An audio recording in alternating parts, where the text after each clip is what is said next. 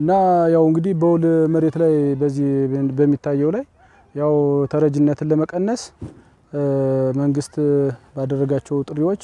የበሬቃችንን ይዘን መጠን አስተዋጣችን ፈጽመን ዘርተን ተመልሰናል ማለት ነው ወደ ቤትና በዚህ ልክ ነው እኔ አሁን ሰሰራ የነበረ እዚህ ጋር ማለት ነው። መንግስት የተረጅነትን ለመቀነስ ከዚህ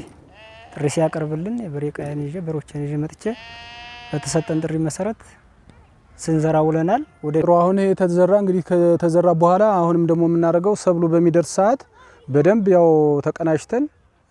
ይሄን እህል ሰብስበን ያው እንግዲህ ያለውን ነገር ለመንግስት ለማስረከብ ፍቃደኛ ነን። እኛም ሙሉ በሙሉ ደስተኛ ነን ማለት ነው እና አዝመራውንም በደንብ ሸክፈን